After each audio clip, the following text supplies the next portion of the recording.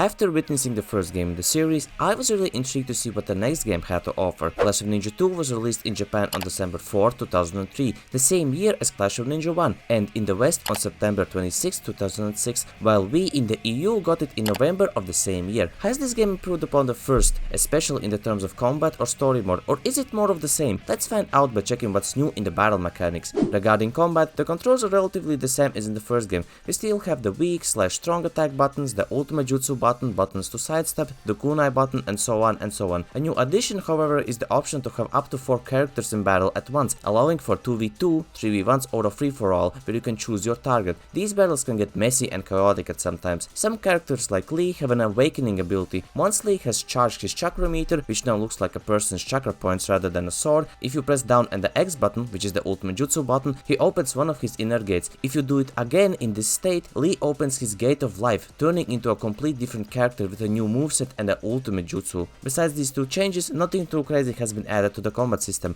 Now, let's take a look what I have done with the game's roster. If the previous game had 10 characters, with 2 of them being variants of the existing characters, this game has a whopping 22 characters, almost all of whom are tied to the story mode. We've got Naruto in Ninetales mode, which is essentially a variant of Naruto, Mizuki, who shares moves with Iruka, and even Akamaru. Yes, Akamaru is playable in this game and has his own moveset. I love that the developers decided to include him. Kankuro's crow puppet is also playable and comes with a unique moveset. I like how the crow is controlled off-screen using visible chakra strings. This adds a neat layer of detail. If you count awakenings for characters like Akashi and Sasuke with their Sharingan forms, we end up around 25 playable characters, a huge step up from the first game. To unlock 60% of these characters, you'll need to buy them from the shop using Rio, which you earn by playing other mods. More on that later. But the expanded roster isn't the only thing that's been improved. The stages in Clash of Ninja 2 have also been updated. We now have variations of some existing stages and new ones. There's a different version of Ichiraku's ramen shot, set in the evening, where Ichiraku and his daughter are visible after work. The Leaf Village gates are now shown only at night, and the Ninja Academy features Konohamaru and his friends ordering snacks, while Choji as usual is eating. For new stages, we got the Chunin exam stage, which is full of life. Ninjas cheer as we fight, and we can spot notable characters like Kuruna in the stands, the third Hokage watching over the match, medical ninjas on standby, and even Hayate with his trademark cough. On the other side, we can see Anko chilling, as well as the 3 sound ninjas that Naruto, Sasuke and Sakura fought in the Forest of Death. The attention to detail in this stage is just phenomenal. The other stages include the Chunin exam final stage, which is nothing too special, and the Chunin exam rooftop stage. Now that we have covered the stages, let's dive into what's new in the story mode. The concept of the story mode is essentially the same as the previous game, but with some changes here and there. The story starts at the beginning of Naruto and ends with the Konoha destruction arc. Well, it still has some gaps, they aren't as large as they were in the first game. The first part of the story up until the Zabuza's arc plays much like the first game, but with some differences in battles. For example, instead of just having 1v1 fights, we now sometimes have the team battles and extra fights like Ninetales Naruto vs Haku, which was skipped in the first game. The story is presented similarly to the first game, but now with still images placed inside animated cards that move depending on what's happening in the story.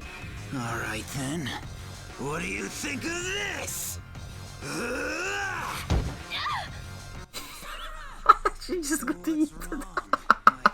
After the first part, we're introduced to a new game section called Oboro mode, where Naruto must rush to the next Chunin exam stage while fighting Oboro clones. These clones are weak and mostly just stand around, but this is a unique addition to the game. The rest of the story mode flows similarly to the previous game. The battles in this part are tough, like really tough. The developers didn't fix the unbreakable guard mechanic, so the CPU can abuse this, making some fights difficult. The 2 fights that gave me a headache were Lee vs Gaara and Naruto vs Neji. Lee vs Gaara was hard due to Gaara's constant guarding, but the Naruto vs Neji fight had me in shambles. Neji was always reading my inputs perfectly, beating me almost instantly every time. I think I fought the battle like 10 times. Oh, okay. No! Wait, that doesn't work. Holy shit! Did he just grab me, threw a kunai, and continued a combo? No! What the f***? Why are you turning your back? Ah. 12 seconds later. I don't know, I have no... Holy... Block, just block. No! He grabbed me! You're tripping me! What? Once a failure, always a failure. F*** off, Neji. A few moments later.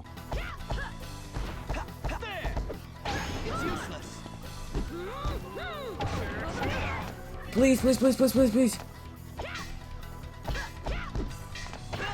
Yes! Yes! Finally!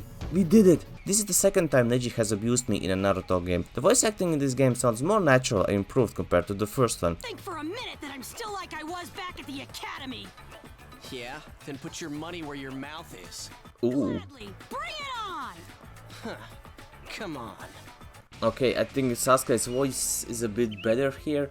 It doesn't seem so awkward, I don't know. As for the other modes, we got the usual ones, versus CPU, versus friend, time attack and survival. There are also some new ones like the aforementioned Oboro mode where you fight Oboro clones through multiple levels with increasing difficulty. There's also 3-man battle mode where you select a team of 3 characters and fight until one is left standing. Playing these modes earns you Rio, which can be spent in the shop to buy characters, new stages, voice lines and info cards. So is this game better than the first one? I have to say yes. The combat is largely the same but with additions of awakenings and team battles. The story mode has been improved, making the experience more enjoyable, though it's still not perfect and has some gaps. The CPU in the story mode is pretty insane, or maybe I'm just bad at it, I don't know. What do you guys think of this game? Have you played it? If so, what are your thoughts? Let me know in the comments below. But yeah, that's it from me. I wish you all a nice day/evening.